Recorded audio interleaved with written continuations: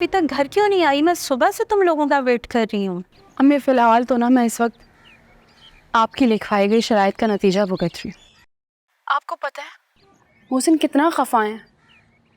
कहते हैं कि क्या मैं इतना गया गुजरा हूँ कि अपनी बीवी की 2 वक्त की रोटी पूरी नहीं कर सकता। अम्मी वो भी तो ठीक है ना, आप देखें जब मियाँ बीवी ने साथ ज़िंदगी गुजारनी होती है तो वो एक दूसरे को सपोर्ट भी तो करते हैं। मेरी तनख्वाह मेरे पैसे मैं इस्तेमाल करूँ या फिर मोहसिन, क्या फ़र्क पड़ता है? हम एक घर में रहते हैं, एक साथ ज़िंदगी गुजार रहे हैं। नो डाउट बेटा, 2 वक्त की रोटी और बाकी तमाम अखराजात पूरे करना अब ना सिर्फ उसकी जिम्मेदारी बल्कि उसका फर्ज भी है।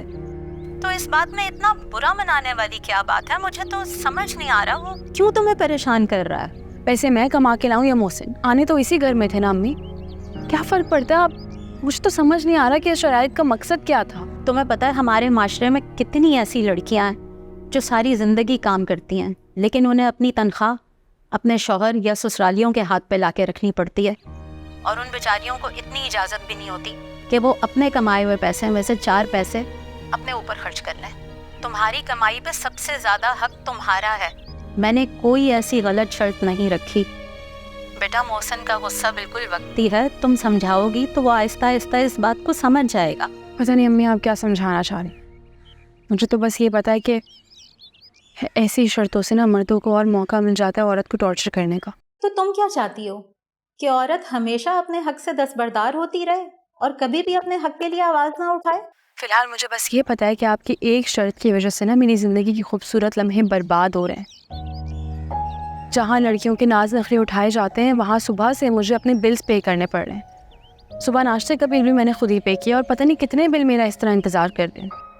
तो बेटा तुम आखिर मोहसिन को समझाती क्यों नहीं हो? इनमें मैं बस इतना जानती हूँ कि आपके एक फ़ैसले से ना मेरी ज़िंदगी में बहुत कड़वाहट आ गई है। रखती हूँ फ़ोन, बाद में बात करूँ।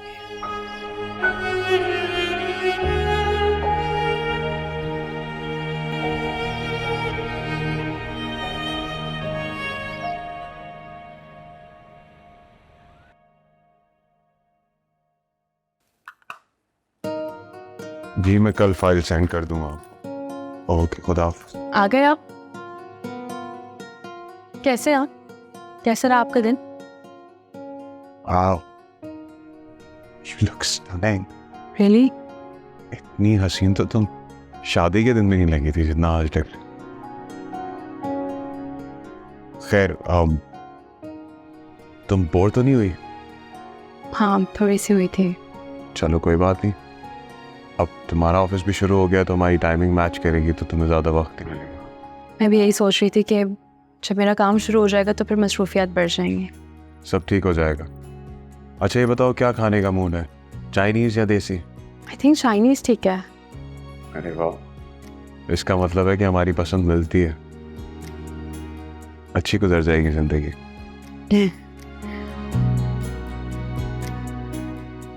मैं फ्रेश होके आता हूँ। मैंने आपके कपड़े हैंग कर दिए हैं। Okay thank you.